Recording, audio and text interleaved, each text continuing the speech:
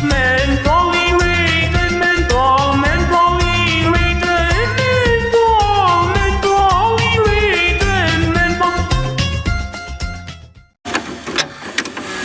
At selamat Hari Raya Idul Fitri dari pembantu tambahan di Australia. Kali ini saya melaporkan dari tempat makan para pekerja tambang di mana saya bekerja sebagai tukang cuci piring dan tukang cuci pot. Pot maksudnya adalah katel dan panci. Anda penasaran dengan seperti apa pekerjaan saya sebagai pembantu di tempat makan ini? Mari kita bersama-sama lihat liputannya. Welcome to di laptop si babu. Kita ngebabu bersama di laptop si babu. Kita ngebabu bersama. Oke, meskipun sang pembantu masih bekerja 12 jam setiap harinya, ada satu hal yang menjadi juru selamat ketika bekerja di dapur. Kini ia bekerja di dalam ruangan ber-AC. Jadi ia terbebas dari panas padang mahsyar dan tidak perlu mengelilingi gurun setiap harinya. Secara fisik walau tertolong, namun kerja keras masih tetap harus dilakukan oleh sang pembantu. Sebagai pembantu dapur, ada 4 jenis pekerjaan yang harus dilakukan, yaitu mencuci piring, mencuci peralatan masak, mengantarkan makanan dan mengisi ulang buffet yang sudah habis, serta membersihkan seluruh area makan. Hal yang paling menantang tentunya mencuci peralatan masak, karena di situ ada katel dan panci dengan karat dan kerak gosong makanan yang siap nanti. Untuk mempermudah, memang bisa direndam dulu. Namun karena dikejar waktu dan panci kotor terus berdatangan, terkadang sang pembantu panik dan memaksa diri untuk menggosok panci dengan giginya yang tonggos. Di jam-jam makan, pekerjaan cuci piring pun terasa seperti lomba lari, karena ada adrenalin ketika piring kotor terus menumpuk tidak ada habisnya. Akhirnya, ia pecahkan saja semua piringnya biar ramai. Nah, kalau sudah tidak mencuci piring atau katel, sang pembantu harus sigap memastikan semua makanan tersedia lengkap.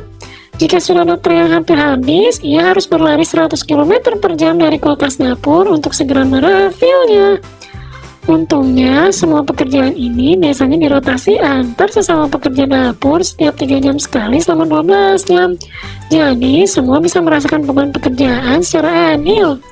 Ngomong-ngomong soal dapur, masa sih sang pembantu nggak ngeliatin makanan di taman tuh kayak gimana? Penasaran kan? Inilah ragam makanan yang disediakan untuk para pekerja tambang. Lahir dari tangan para chef lulusan kursus online, sajian makanan di tambang ini sungguh bervariasi, mulai dari makanan western, Asia, Eropa, Amerika Latin, bahkan makanan pesugihan pun bisa disantap. Memang urusan makanan, para pekerja tambang begitu dimanjakan agar kebutuhan nutrisi mereka terpenuhi. Karena kalau bukan mereka yang mengeruk tambang untuk keuntungan perusahaan, siapa lagi? Menariknya, jika ada makanan yang tidak laku di hari itu, semua makanan yang tersisa harus dibuang tanpa ampun. Sini, lihatlah bagaimana sang pembantu membuang makanan. Begitu amatir ya. Makanan sisa itu pun akhirnya mengendap di tempat sampah dan menjadi busuk. Dasar, ada yang menggaul pembantu busuk. Terlepas dari beban yang lebih ringan, ada satu hal yang sangat menyebalkan dari bekerja di dapur. Betul banget, semua mata mengawasi, tidak ada kata diam. Harus terus bekerja meski itu hanya pura-pura.